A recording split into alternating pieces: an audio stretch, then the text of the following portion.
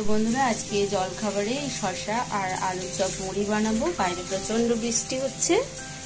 আর ভাতের মধ্যে বানিয়ে নেব পেঁপে আলু দিয়ে চিকেন। তো পরে আমি সবে শেয়ার করব, তো দেখতে থাকুন বন্ধুরা। আজকে বানিয়ে নেব আলুর চপ। তার জন্য আমি আলুটা প্রথমে প্রেসার কুকারে সিদ্ধ করে নিয়েছি। আর এই মশলাগুলো নিয়েছি, শুধুমাত্র খুব সিম্পল ভাবে বানাচ্ছি। তো এই রসুন আর আদাটা আমি গ্রেট করে ব্যবহার করব। পেঁয়াজ কুচিটা এগুলো তেলে ভেজে আমি আলুর মশলাটা বানিয়ে নেব। তো কড়াতে প্রথমে আমি ডিম ভাজা করেছিলাম, তাই একটুখানি পোড়া পোড়া হয়ে আছে। তো চপের মশলাটা বানানোর জন্য আমি প্রথমে কড়াতে কিছুটা পরিমাণ সর্ষের তেল দিয়ে নিয়েছি। তারপর দিয়ে দিলাম জিরে, গোটা সাদা জিরে আর শুকনো লঙ্কা। এটা আমি ভেজে তুলে নেব। এটা আমি চপের মশলার সাথে ম্যাশ করে দিয়ে ব্যবহার করব। এটা আমি একটা থালার মধ্যে উঠিয়ে নিচ্ছি।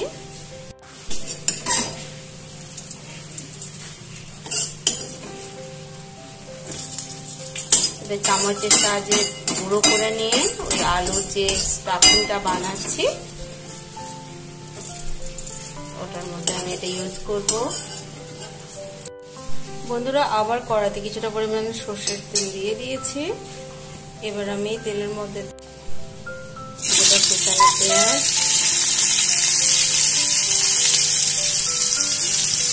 ভালো করে ভেজে নিচ্ছি।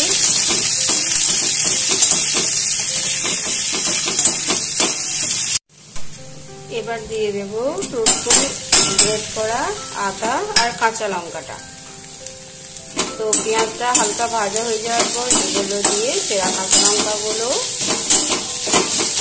আর গ্রেট করা আদা রসুন দিয়ে আবারও ভালোভাবে ভেজে নিচ্ছি।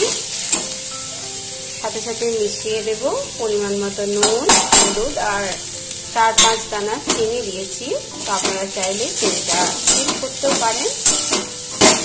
ভালো করে মশলাটা ভেজে নেব। আমি খুবই সিম্পল ভাবে একদম ঘরোয়া উপায়ে চপ বানাচ্ছি। তো এই বৃষ্টির দিনে আলুর চপ গরম গরম মুড়ির সাথে, এমনকি চায়ের সাথে শুধু মুখে খেতে খুবই ভালো লাগে। তো আপনারা তো সবাই বানিয়ে থাকেন। তো আমি কিভাবে বানাই সেটাই আপনাদের সাথে শেয়ার করছি। আর নতুন রাঁধুনিরা এতে উপকৃত হবেন। তো বন্ধুরা আলুগুলো আমি খোসাগুলো ছাড়িয়ে নিয়ে চলে এসেছি। ঠান্ডা হয়ে গেছে। তো এই খোসা ছাড়ানো আলুগুলো আমি ভালো করে ম্যাশ করে নিচ্ছি। এগুলো একটু ঠান্ডা করে নিয়েছি। তো আলুটা দিয়ে আমি একবার নাড়াচাড়া করে নিচ্ছি। ভালো করে একবার নাড়াচাড়া করে একটু শক্ত মতো ডো তৈরি করে নিচ্ছি। তারপর আবার ফিরে আসছি।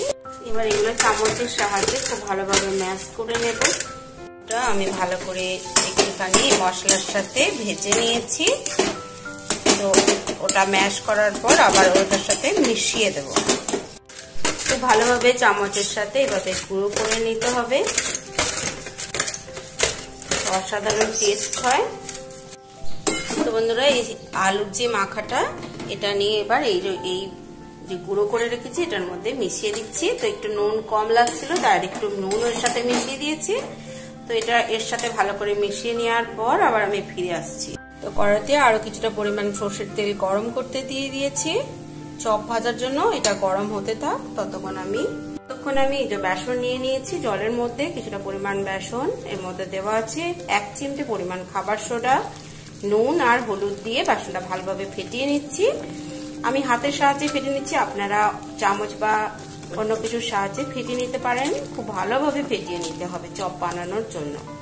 বন্ধুরা যে চপগুলো আমি গড়ে নিয়েছি, তো এবার আমি এগুলো এই বেসনের মধ্যে ডুবিয়ে, বেসনের গোলায় ডুবিয়ে এরপর তেল ভালো করে গরম হয়ে গেছে ওর মধ্যে আমি ফ্রাই করে নেব।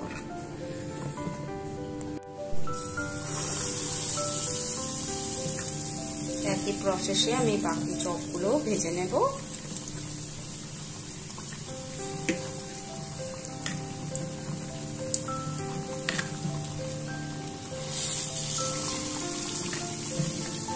চপ সবসময় ডিপ ফ্রাই করতে হবে, তবেই ভালো হবে চপটা খেতে। আর অল্প আঁচে একটু ধৈর্য ধরে ভাজতে হবে, তাহলে খুব মচমচে হবে।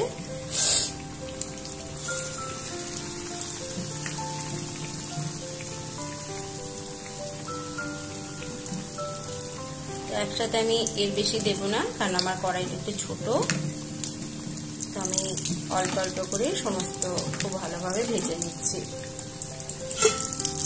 বন্ধুরা, চপটা এক পিঠ ভাজা হয়ে গেছে, এবার আমি এগুলো উল্টে দিচ্ছি।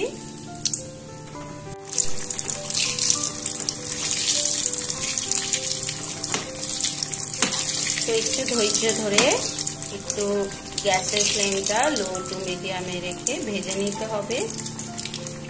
তো এক এক প্রসেসে আমি বাকিগুলো বানিয়ে নিচ্ছি। চপটা ভাজা হয়ে গেছে, এবার আমি এগুলোকে উঠিয়ে নিচ্ছি।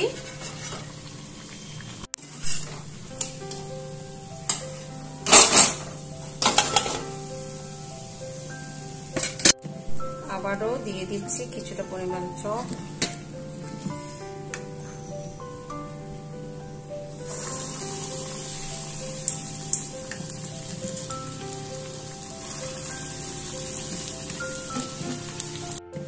আবারও দিয়ে দিচ্ছি কিছুটা পরিমাণ চপ।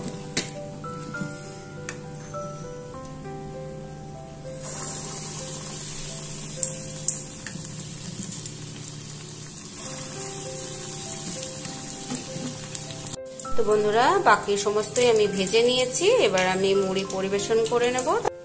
তো বন্ধুরা, এই যে পরিবেশন করে নিয়েছি বাঙালিদের জলখাবার আলুর চপের সাথে এরকম মুড়ি। তো বৃষ্টির দিনে একদম জমে যাবে, তো আপনারাও এইভাবে করে একবার খেয়ে দেখবেন, অসাধারণ খেতে হয়, না বানিয়ে খেলে বুঝতে পারবেন না। তবে আজ এই পর্যন্ত, সবাই খুব ভালো থাকবেন, সুস্থ থাকবেন, আবার দেখা হচ্ছে পরের ভিডিওতে। ধন্যবাদ।